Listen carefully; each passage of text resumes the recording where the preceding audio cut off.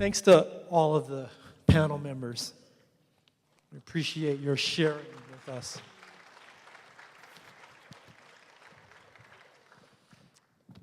So there are some questions, and I'm going to just throw it out to you, and whoever feels they want to provide some comments with respect to the question, just grab one of those mics. I think they're all on. So the first question is, and I realize that I didn't hear anybody on this panel either promote or discourage federal recognition. I think what I heard was fact-giving, and we appreciate that. So the first question is, does federal recognition preclude seeking outright independence?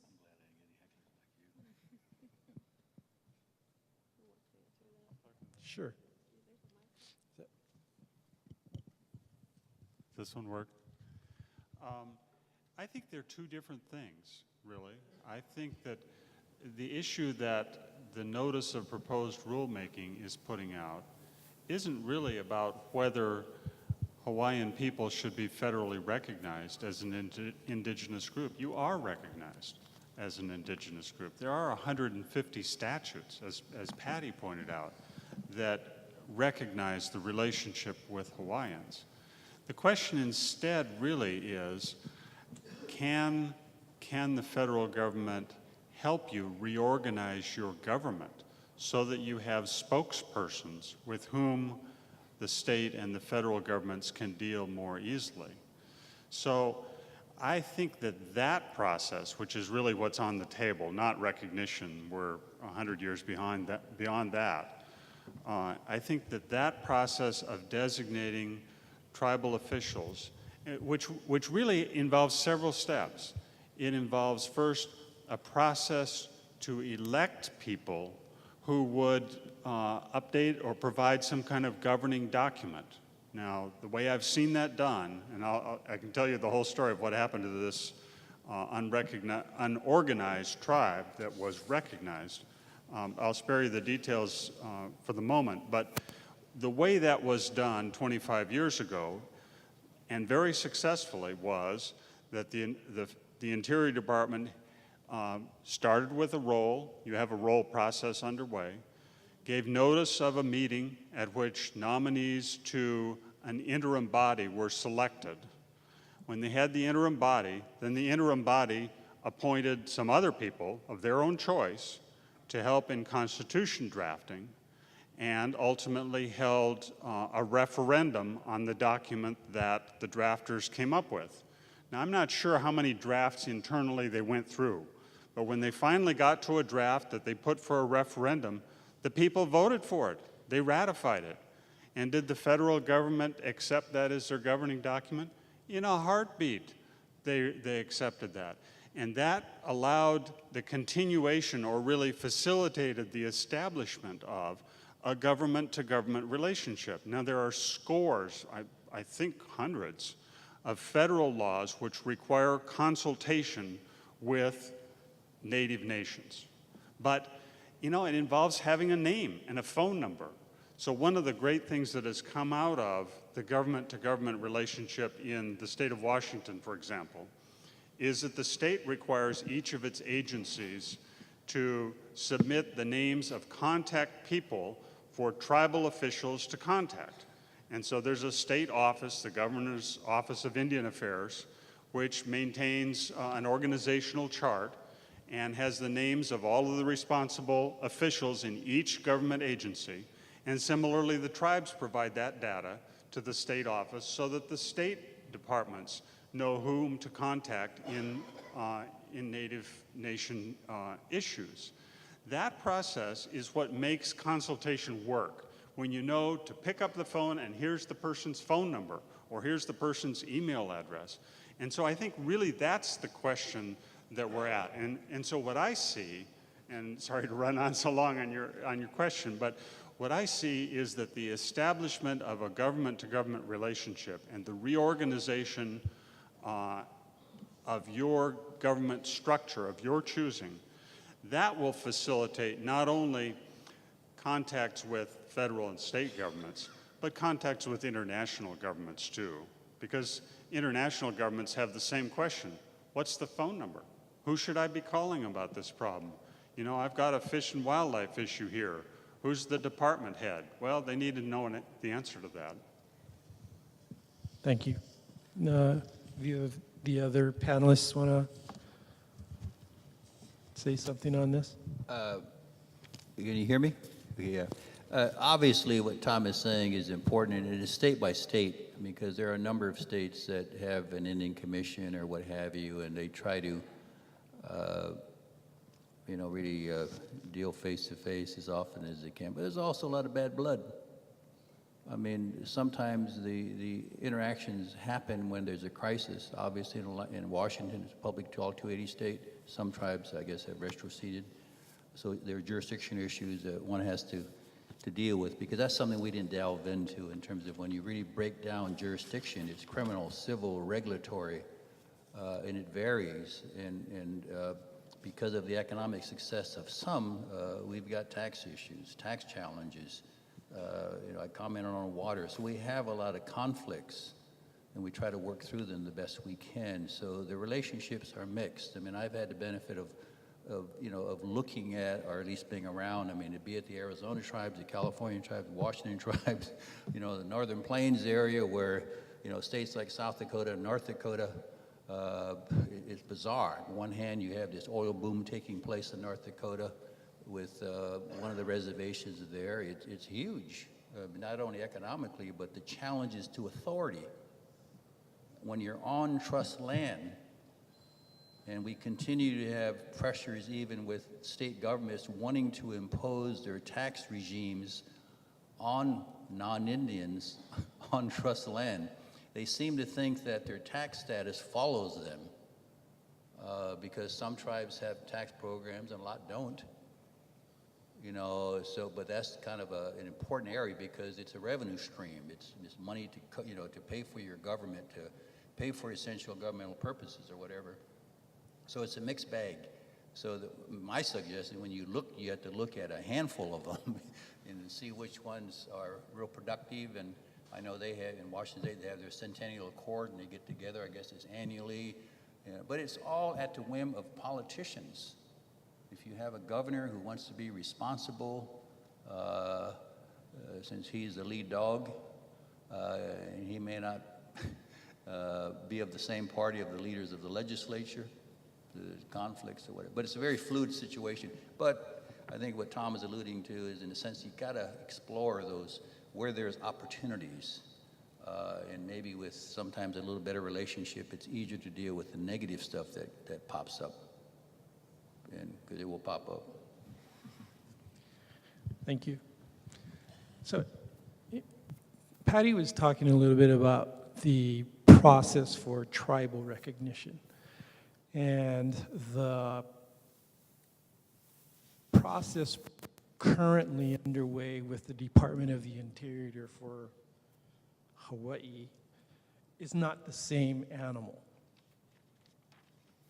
And so when it comes, I kind of look at the process for tribal recognition as asking the wrongdoer for permission to be recognized.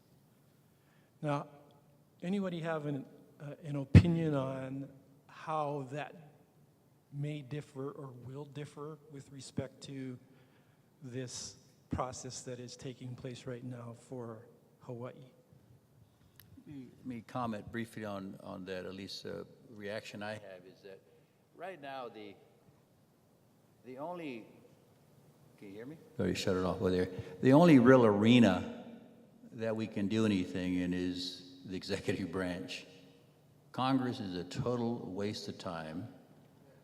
The courts are out of our control. Once an issue is before the courts, we can't do anything. We just hope that those appointed judges, at least on the federal bench, because they're appointed for life, have some sense or appreciation of the history of tribes as governments, as sovereign entities or what have you, because a lot of them don't. And they don't take it upon themselves to really try to learn. So it's executive branch. What Obama can do between now, the next, his days are very short. very short, because November the 4th is the election, November the 5th is all about 2016. You know, and we'll see who controls the Senate, and that will tell us if anything can get done. And regardless of the outcome, the margin is going to be so slim. You know, the controlling party is going to be by 1 or 2 seats, so there's going to have to be some compromising. They reorganize the Congress in December. We'll see what the committee assignments look like. We'll see who's the majority. It'll take them some time to get work-wise. They're going to be spread thinner because it'll be, you know, close to 50-50. And if they end up tied, which is a possibility, then Biden as a VP would preside over the Senate. And so it's a real dicey situation. And for them to become work-wise, even in an affairs committee that we go to, I mean, there's 8 Democrats, 6 Republicans. You know, I don't know what the future of it's going to be. I mean, Senator Tester is trying, but I don't know. They're not going to deal with the, no one in D.C. is going to deal with the tough issues in the Congress. They're going to shove it off to whoever is the next president, the next administration. Things that would empower us or make a difference. You know, I tend to think one of a couple of the stronger Democratic senators that will still be standing if they both get elected is Tom Udall from New Mexico and Al Franken from Minnesota. Cantwell from Washington State, she took a stab at it and moved on. I was kind of glad to see it because I didn't think her heart wasn't in it. She abandoned ship as soon as she could. So the point being, I mean, they make a big difference in terms of if we get attention or time, and obviously your senator who's up for re-election here, he's on the committee, he's way down the bottom in terms of seniority. And a lot of the senators even on that committee don't know anything about the other areas of the country in terms of, and I'm not saying that's bad, you know, whatever, but hopefully we have to bring them along. We have to reach out to them and we have to break them down. We have to find out everything we can find out about them, you know, and challenge them. And in other words, I've said that you need, tell us what you're going to do and do it. If you're not going to do it, don't tell us it, because all you do is jack up some hope, fizzles out, and nothing happens. And there are some big, I think, issues facing indigenous people.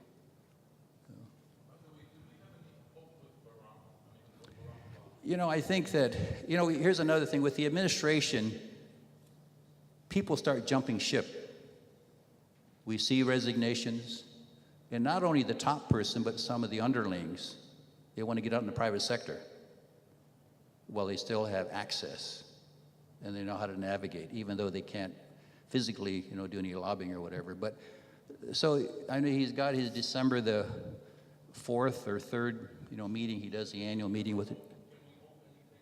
You know, I say no, but I wouldn't count him out in the sense that at least, because now the pushback on anything he does, anything he says by everybody, I mean, you know, in the Congress, they don't want to distance themselves from, like, they don't know him. And he's probably done more than a lot of administrations, but it also underscores how tough things are. You know, the wheeling and dealing and the negotiating and, you know, whatever. It's a tough game, you know, and we don't have the financial resources to play the game the way the fat cats do, you know, and they tend to get their way, you know, and so, but that doesn't mean we have to keep trying in every department. I don't care if it's justice, interior, commerce, you know, to get what we can get out of them in a short window, because a year from now, he'll be almost, well, he never usually, he's always gets some good out of the president, but he'll be as lame duck as they come. Yeah. So I just want to make a couple comments on your question with regards to recognition and what that might look like. I would strongly encourage you, if you have the opportunity, to say it shouldn't look anything like the federal acknowledgement process for tribes, because that process is just ridiculous. And even though the changes are positive, it's still going to be a very rigorous process. And if you have 400,000 people who are members of your indigenous community, under the federal acknowledgement process, you have to provide like 7-generation charts for all of these people unless you have a role from a certain date. And, it can be a little complicated, and that's, there's never been a tribe with that many people go through the process. And I think that you are unique and that you would want to set something up uniquely reflective of you. And I think that's what you should be thinking about, because most tribes don't like the process and have argued that it should take into account regional considerations, which they haven't done, but they have said that they'd be more flexible. And with regards to what can Obama do or what will he do, I think it's a big statement that anything has come out of the administration. And that it came out of this administration, because there's been a lot of discussion about the federal recognition process, and there was nothing done. I mean, you saw the statistics for federal acknowledgement of tribes. There's nothing done. And there was a working draft. There was input, and there's opposition to changing the rules for federal acknowledgement from tribes who don't want anyone to compete with their resources, to wine country who thinks it'll mess up their their economic development, their access to wineries because a tribe might put a casino there, to the state of Connecticut who has used political influence to try to stop the process and to promote fear in people, and to get that fear by providing education that isn't really reflective of what the rules would do, to have someone say, this isn't right, there are going to be all these tribes and casinos. So I think it makes a statement, and Obama did lend support for the Declaration on the Rights of Indigenous Peoples, and specifically in that there was a mention of Native Hawaiians, but he also limited that support to Native Hawaiians and to federally recognized tribes. So I think that's important, because he mentioned y'all, even though he qualified. Yeah, I think it's important. He didn't mention me, so I think it's important because he limited it. He put y'all on par to having that status with federally recognized tribes. And, to come out with a proposed rule, if you look at the timing, as Dick said, there's 2 years. And you have a certain time by which a proposed rule has to be introduced before the end of a Congress, or OMB won't review it. So we have a proposed rule for federal acknowledgement. Who knows what the final rule will be. And there could potentially be a proposed rule. And so if there is a proposed rule that comes out, there's still a chance to comment on it. And so we have 2 years, basically, but not really the whole 2 years, maybe, a year and a half? Is that how much? I would say a year? Less than a year. Less than a year. I think that's right. Like OMB, will restrict any more rules that come out, and all the other agencies comment on any proposed rules that are circulated. So other agencies will comment on that. So I would have hope in the sense that there's actually been some change that's been presented when no other administration has done that. Well, in something I just thought of that you need to kind of have a working knowledge of or appreciation is, there was a Supreme Court opinion, City of Sherrill versus Oneida, that basically came down with saying that they invoked or applied what they call the doctrine of laches regarding land claims. And basically what that means is, well, you've been harmed, but I'm sorry, we can't do anything to repair it. Too much time has gone by, and the economic consequences would be severe. So there have been, so far, I know the Onondaga tribe in New York, and I think there's another one that they filed land claim, they got thrown out. and by the Second Circuit. And so the point being is, I think for any indigenous group, you know, with that, you know, invoking that particular doctrine is extremely frustrating and damaging when you have, you know, dormant claims. And I could see it spreading into other areas. I mean, water rights, for instance, I hope that it doesn't happen, but, you know, there we've been forced into dealing with the states in terms of adjudicating water rights. We have to go through the state forum because of what they call the McCarran Amendment. And it's a big issue on the mainland for tribes. It's not only quantity, it's quality. It concerns about the impacts, potential impacts of climate change.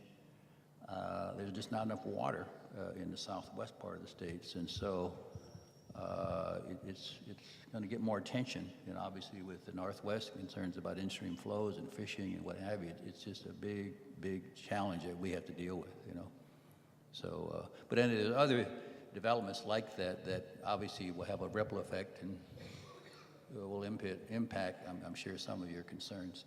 I mean, the other thing I mentioned about, and I'll shut up after this, I mean, the notion of collaboration is critical for a number of reasons. One, I've always tried to segment all the things that we face on the mainland into kind of 4 areas. I look at what's happening when it comes to sovereignty and governance and tribal governing institutions, all the issues that revolve around them, and to compare, analyze what's going on. And then I look at what I call cultural and social well-being, everything that's happening to us, good and bad, in that area. I look at the natural resources area. You know, it's water, it's minerals, timber, all the natural resources, the environmental quality. And then obviously the last one is economic security.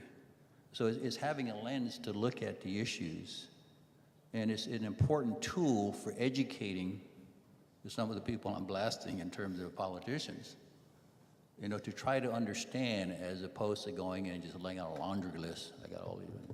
They look at you, and once you're out the door, you're out of sight, out of mind. You know, so the educational aspect of this is critical because, as I mentioned early on, we're not in the history books. You know, we're just not there. That history is not taught to kids, you know, about this country. You know, so there's no real appreciation, understanding of it. And that's the fault of the majority of society. You know, and so, so we have a lot of work ahead, and obviously you will deal with your issues the best way you can, and I know that you know the importance of organizing, mobilizing is critical. We can't be on 15 different pages. We somehow have to come to grips with how we speak with one voice when necessary, because otherwise all we hear is a babble, you know, and some of these issues are too critical. You know? I want to add a note of urgency to this. I mean, it's true that we have 2 years left in the administration, and it's true that we're going to see resignations soon, so the administration's going to be kind of petering out. But if we wait, I mean, the Interior Department is not noted for moving quickly on rulemaking. It may already be too late to have final rules before the end of the Obama administration. And I think I agree with what our other speakers have said, that it is remarkable that this administration has reached out. This is something previous administrations have not been willing to do. You don't have to wait for the Interior Department. One of the things the notice proposes, it asks the question about how the community feels about Act 195 and that enrollment process. You know, it implies that that's a perfectly legitimate way to come at the problem.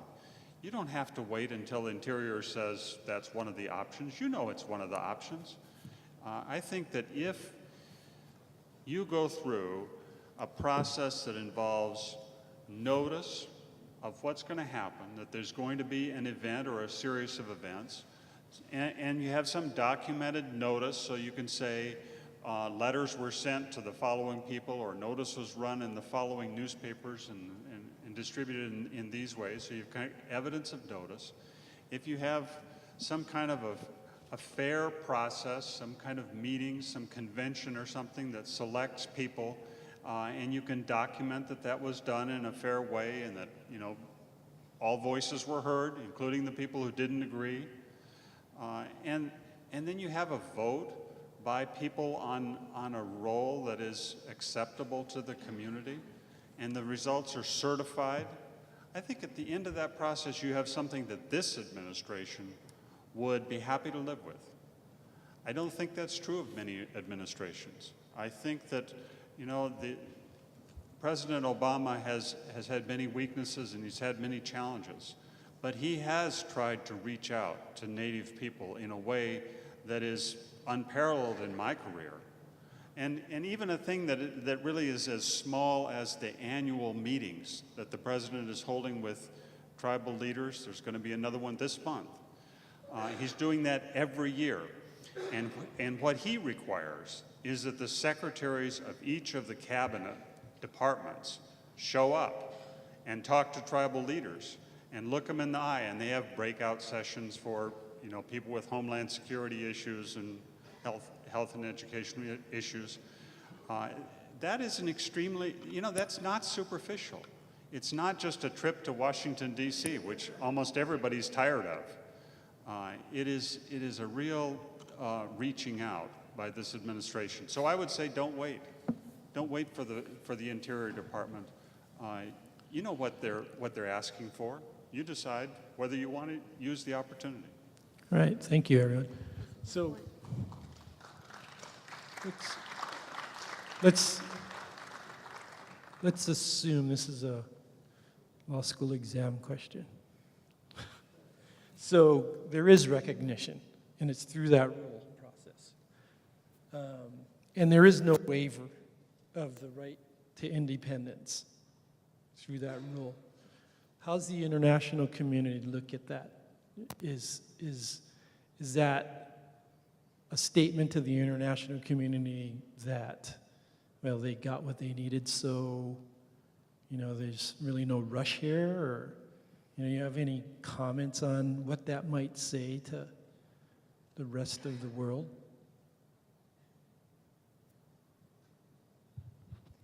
I think your question is whether recognition impedes independence in the international community. I think this is kind of like the question that the other panel addressed, and I think they're totally separate things. I think as a matter of governance, that recognition will allow you to restore some of your self-determination and sovereignty, because you will have officials that you're directing as the people. And I think actually it could help you in that movement to independence, because I don't know how you get to independence without some sort of recognized government, right? So I think that it could support that movement if you go in that direction, but I certainly don't think it precludes it. I actually think that it could provide a pathway to it, because you have to have some sort of government structure for both, right? Is there anyone else want to take a stab at that? Well, I guess my feeling is that you know, there are tribes on the mainland. I mean, a few in the Northeast, and certainly the Hopi Reservation, others who have spent a lot of time in the international arena. And I don't know, I'm just not so optimistic about the way UN views NGOs. You know, the speakers this morning, things being so Europe-centric that I don't know what they, you know, the policymakers, decision makers within the UN are willing to do. And obviously, you know, our delegate to the UN, I don't know. Like I said at the outset, I'm glad that conversation continues and what have you, but I just don't have I'm not an optimist. Plus, when you're dealing with indigenous people on a global scale, I think it's good for the interaction and everything, but what indigenous people want in Africa South America, even, Canada. I mean, the natives there have spent a lot of time in that arena. I mean, a lot of time in Geneva, a lot of time in New York, and then what they're going through in Canada is not a pretty picture. I mean, the federal government and the provinces, in essence, are really trying to rewrite things to the point of even getting rid of the Indian Act. I'm not saying that's good or bad, but Harper, I mean, he's just kind of he's beholden to money. And they're having a tougher time, and especially with all the social issues, domestic violence, whatever. It's just an ugly, ugly picture. So I think you look at that, and those are the people that have to somehow endorse what you're doing, as groups at the UN when they look at the U.S. And as they pointed out with the UN Declaration, I mean, the 4 countries that wouldn't go along, and even though Obama said, I support it, but I would want to know what's the definition of support. I mean, just don't give us a lip service and then move on. It's kind of, and so dealing with the State Department is tough because they know nothing. Oh, I shouldn't say nothing. They've learned a little bit, but they still don't know enough about Native people in the U.S. And they're not about to undo what they've done to us. So it's like, okay. And so myself as an individual, I come back, what's on my radar screen, what do I want to do? That's what I'm going to devote my time and energy to. But again, I hope people keep chasing that dream that they can do things internationally, because we need to stay alive or in that conversation. Let me just agree with the others. I think that having a government-to-government relationship with the United States is entirely separate from international recognition and actually makes international recognition easier. It is a step in that direction. But it makes me think of something that Dick said earlier on, which I want to second, which is that self-government and self-determination is a lot of work. And in my experience, Native leaders are very focused on, the problem that this department is having, the complaint they're getting about that department. And they're really working on taking care of business at home. So in my experience, we haven't had a lot of demand. I haven't often been involved in international issues because the Native leaders are focused on their own people. Thank you. I deal with a lot of tribal leaders, and Well, Uncle Joe, can we just finish your... I was going to say, there's a lot of interest on the mainland on here, not just because it's Hawaii, and it's a lot of times tribal leaders from the mainland get in trouble when they come over here, because they figure it's just a boondoggle, or, what are you doing over there, or whatever.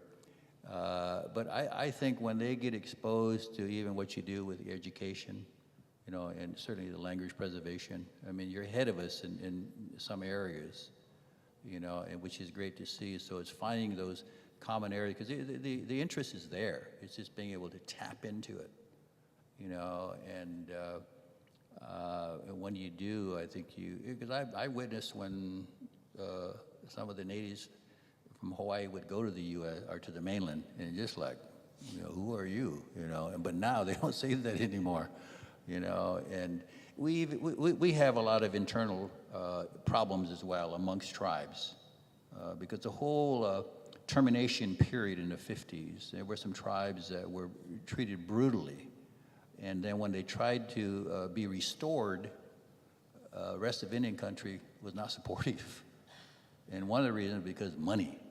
They figured the pie's only so big, you come back, we had to give you some of that pie, and there's not enough to go around anyway.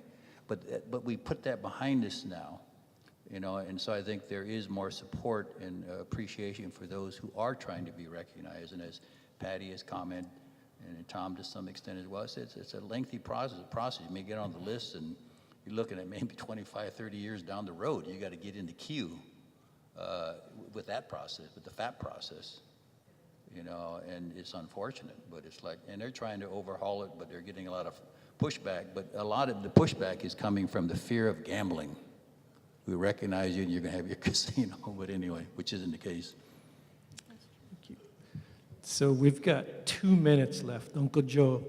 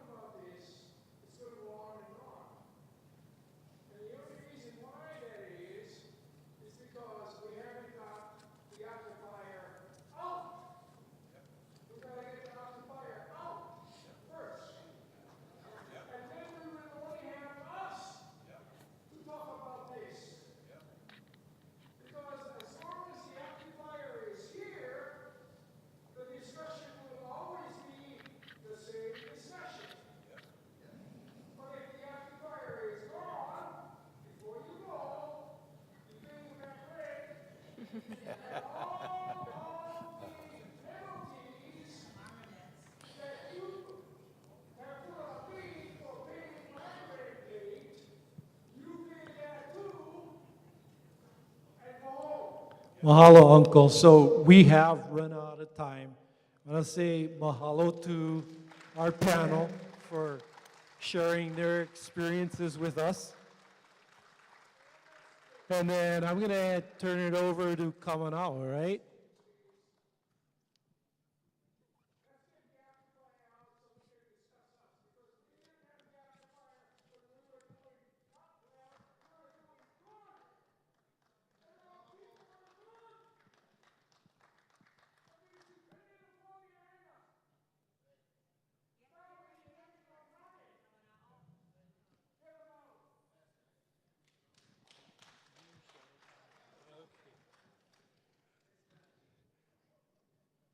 We got many hands, okay?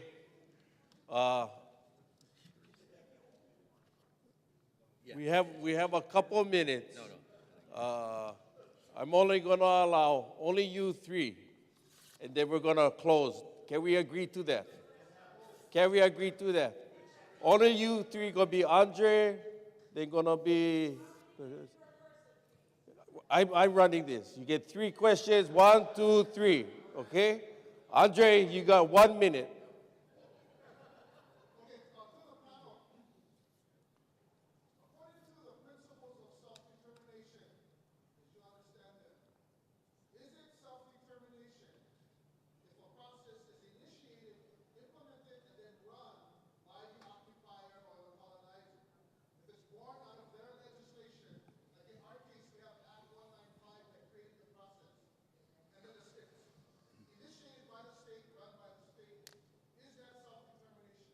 Okay, any panel members answer?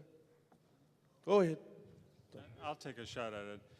Self-determination in federal law refers to a completely different thing, which is the tribes deciding how to reallocate services that the federal government would provide so that they more correctly deal with the Native nations' needs. And self-determination in the broader sense that you're asking about isn't something that I think is found in federal law. It's more a general sense of, does this reflect what the people want? And I don't know enough about Act 195 to know whether that reflects the will of the people. So I can't really comment on whether that reflects self-determination. Patty or Rich, any comment?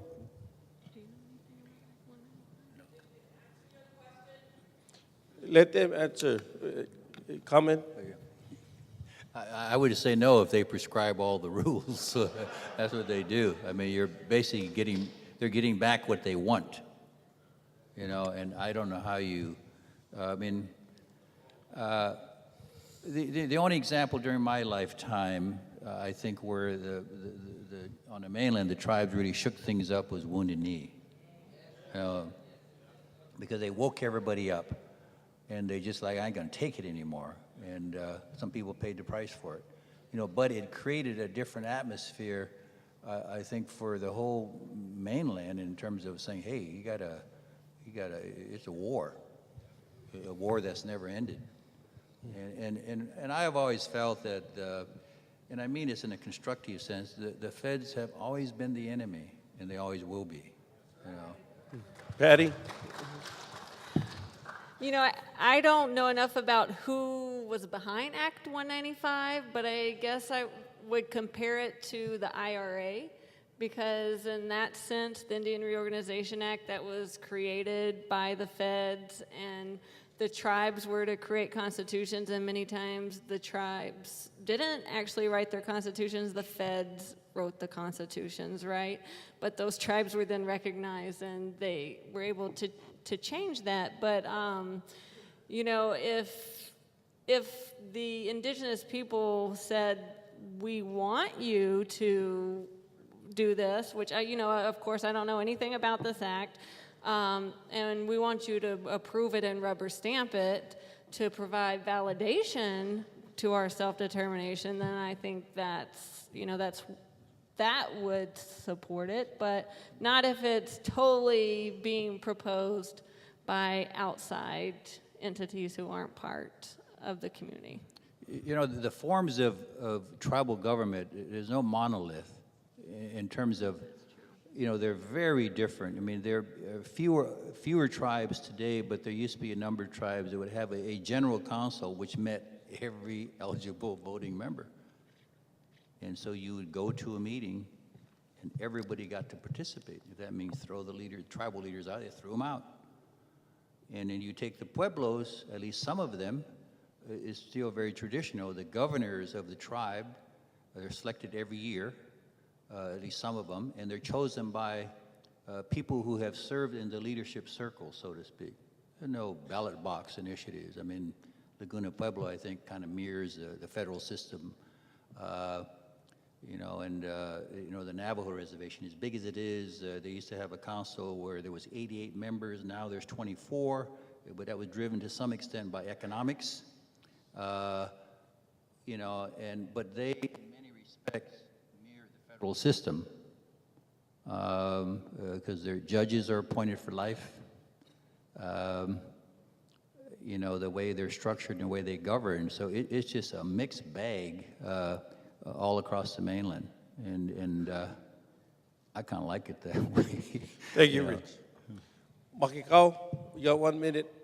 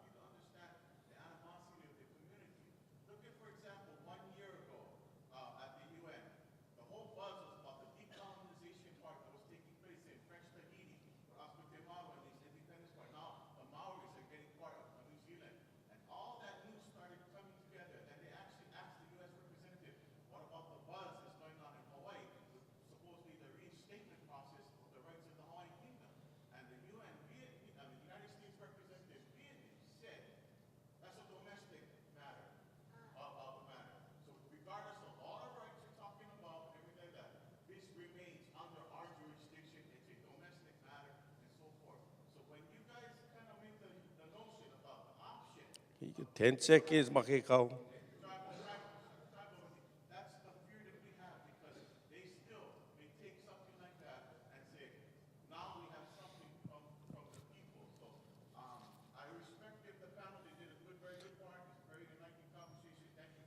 Thank you, Makikau.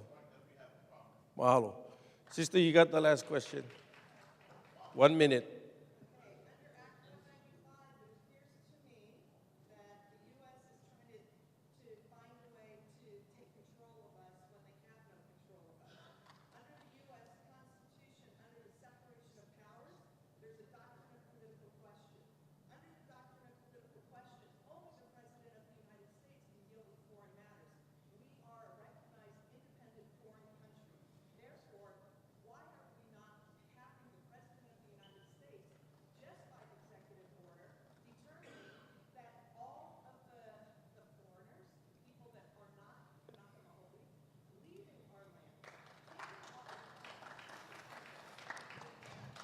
Okay, you got 20 seconds.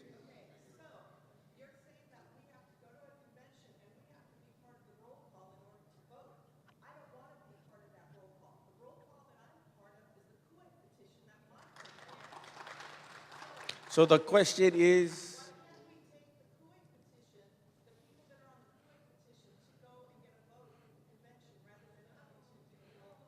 okay, there's two questions, because first you want to say that whether or not the president can issue an executive order to restore the kingdom. I think Patty had talked about that. The Kue petitions, they're not aware of, but let's just try to address one, whether or not the presidential executive order authority is sufficient to restore the Native Hawaiian kingdom. If anybody. I'll take a stab at that. I think that the president has authority to establish a government-to-government relationship with whatever government the Hawaiian people put forward. I think it can be done by executive order. No. Yep, Patty or Richard? Yeah, I mean, I agree with that. It is a political question, and when we were looking at even federal recognition for tribes, you know, one of the questions that comes up is why are we dealing with the Department of Interior and not the Department of State?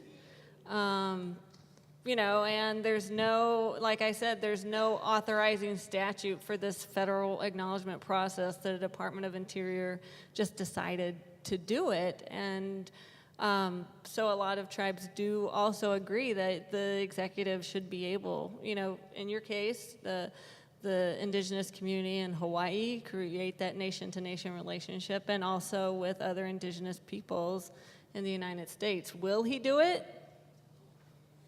He hasn't. Could he do it? Yes. Okay. Lastly, I'll answer the Kue petition. Okay. As far as the Office of Hawaiian Affairs, we have supported this process of a facilitator framework that would allow an election of delegates that goes into an AHA convention that would lead to a referendum. OHA is not dictating what that is about. We have left that decision-making up to a consortium. If the consortium is the decision-making body that does that. Please let me talk. The consortium people are the Lunalilo Trust, the Haleona'ali'i, and the Queen Manu Society, for now. Let me talk. Those are the three, okay? Moving forward, we will only support with the money to support it. If they decide we shouldn't go forward, it's up to them. They will open up the process for other groups to advise them. So OHA will only remain at a arm's length distance. So I think a question like that should be proposed to the AHA delegation for their decision making, which is more representative of the people. Now, some people have asked, you know, they don't want to participate because it's a state process. I think that kind of information needs to inform the consortium so that they can make a decision, okay? But that's not OHA, that's the consortium and the AHA delegation, which we support that it's a process for the people, okay? With that, mahalo to all of you for coming today. Can we give it up for our panel people who have shared? We really appreciate them taking the time today. I just want to let you know is that this has been live streamed. We have recorded it. We will record it again so that it can be made available on Olelo channel or whatever other channels we can have. Okay? Because you on kupuna, Uncle, I got to give you only 30 seconds so that we can get up and then Hawaii aloha. 30 seconds. 30 seconds. Hey, no, I understand, but 30 seconds. Come on, Uncle. Go.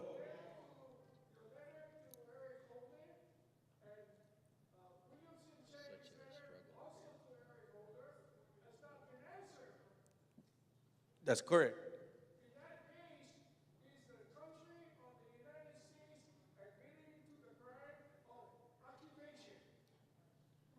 I cannot answer that. I don't.